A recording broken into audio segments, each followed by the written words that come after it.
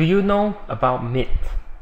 Myths are cerita dongeng. Now, if you are in Malaysian education system, you actually learn about a subject called sejarah or history, and in the first few topics, it actually talks about some of the stories told from generation to generation. That's about myths, cerita dongeng, and these myths exist everywhere.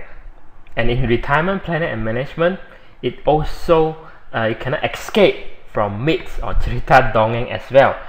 And in this module, we are going to debunk some of the myths or cerita dongeng that actually exist in retirement planning and management. So, there's a lot of myths that actually builds on your assumption that has been assumed as true in conventional retirement planning or management. And for me, these are all does not make sense, and it's just absolute bullshit. Now, I don't intend to actually offend you by my choice of words, but it's important to actually know how these myths or cerita dongeng actually impacts a lot of people when it comes to retirement planning. Now, ready? Now, the first thing that we want to talk about is actually blind withdrawal. Now, what is blind withdrawal? A conventional retirement plan or calculator is built on the assumption that you incrementally withdraw your annual expenses during your retirement years in tandem with the inflation to so-called sustain your retirement lifestyle. But this is absolute nonsense, because nobody lives this way, and we don't have to retire to know this. Now, in real life, whether we are retired or not, we adjust our spending based on the success or failure of our careers and the income generated by our job or business. So, for example, if I were to lose my job today, retrenchment comes, am I still going to increase my expenses until if I don't have a job, because there's no money inflow? So of course not, right? So in retirement, post-retirement scenario, the same concept applies. So like, why retirement should be any different? Now, if our retirement nest egg actually got hammered by negative investment return during the first few years of the retirement, which is absolutely critical. I will discuss about that in the previous module. Now, when this happens, are we still going to increase our annual expenses blindly like a robot year after year during that few years, even though our retirement nest egg actually shrinks? Now, of course not. That would be so foolish. We will actually reduce our spending, right? This is just the realistic things to do. When times are bad, we reduce our spending based on our economic condition. It's a prudent, it's a common sense to do, but when it comes to common sense in investment and in finances, common sense is not so common. Yeah, heard about that? Yeah, it's pretty good quote. But anyway, this kind of thing is not included, or it's rarely mentioned in conventional retirement planning, because it's so difficult to put that into the model. But in retirement method, we actually want to put this aspect into our model. But the point is, withdrawing incrementally in tandem with inflation rate over the years, it cannot be applied blindly. Now, the second thing that we want to debunk is that living expenses. Now, conventional retirement plan or financial plan actually says that over year after year, you increase your living expenses, and hence your withdrawal to sustain your living expenses actually increase year over year. Inflation increase, you increase, so just to sustain your lifestyle, right? Now, the thing is, do retirees really do that? Do retirees really spend more in their retirement until the day that they die. Now, we are not talking about medical expenses here. We exclude medical expenses in our discussion over here. So back to my question, do retirees really spend more and more and more in their retirement expenses till the day they die? Now, the thing is, the opposite is more often than not, the opposite is the case. Now, it's very likely that retirees actually reduce their living expenses as they age.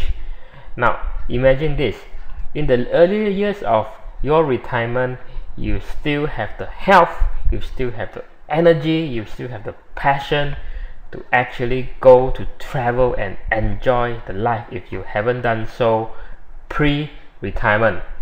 So you tend to spend more, right? But as you age, okay, as you age, your health and your energy, and not actually touch wood, I'm not saying that you get sick or anything, but your energy and your health decline with age. So it's likely that you won't be traveling or doing so extensive traveling so much in the later years of your retirement, and that translates to lower living expenses. So you get the point that it's a myth that we need to increase our living expenses as we approach the late years of retirement. And the next thing I'm going to talk about is actually compounding. Now, in finance, this cliche, this overused concept, we say that if even with a small percentage of return, but if it is spread over a long period of time, you have actually you can actually enjoy the magic of compounding over the years. But post-retirement years is actually unusually short compared to pre-retirement, so the magic of compounding is actually not that magical anymore. The truth is, it's less relevant post-retirement compared to 10 or 20 years pre-retirement, because retirement time horizon, as I put it, is usually relatively short.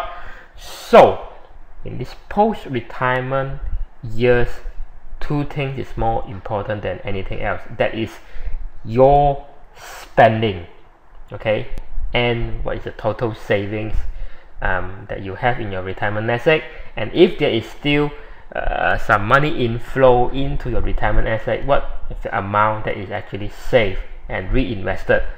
So this is the main issue here, and it digs down to how little someone can be happy spending. Okay, if you're happy living with like 2,000 a month, then by all means that's good. But if you are only happy by actually living like 8,000 a month with such a luxurious lifestyle, then if you don't have a sizable retirement nest egg, then the problem is you actually exhaust your retirement fund pretty soon. So that is one thing to actually keep in check during retirement. And last but not least is the fact that in retirement planning, they say that after retirement your risk appetite goes down, so that's why you invest in something that actually gives you lower risk, like bond fund. So everyone say about bond fund, but do you know that what happens in bond fund, that if you how bonds work is actually you put in like 10,000 in a bond, and it's a 10 years bond, what you'll get at the end of the 10 years, okay, 10,000, right? You get back your principal, right? So there's no growth in bond fund. Just very careful on that. There's no growth in bond fund. It only gives you consistent income, but there's no growth in your capital. So it's a very flawed recommendation to actually recommend bond fund for your long-term post-retirement investment if you have still like 20 or 30 years to go in your retirement. Let's say if you have a retirement of 45 years of age and life expectancy of 80 years old, you still have about near to 40 years to go. in your retirement years. And it's absolutely nonsense if you say that in those years you are not growing your capital. Okay, so you should be growing your capital. Like if you have a direct property investment, capital appreciation in your property is capital growth as well, besides providing income through rental. And if you're talking about stocks, you're talking about REITs, real estate investment trust stocks, that also gives you capital appreciation income. In terms of stocks price appreciation, besides the very consistent unit distribution or dividend income that you actually receive from REIT. So again, no growth for your retirement years is absolute nonsense. So as you can see, there's so many flexible conditions, knowing these 4 concepts in mind and knowing these 4 myths that's being debunked. There's so many possibilities now you can consider where you actually can manage your post-retirement planning and management. And these are the things that is not shown and that is rarely demonstrated in conventional retirement planning or management. So with this in mind, I'll actually want to invite you to proceed with our next module.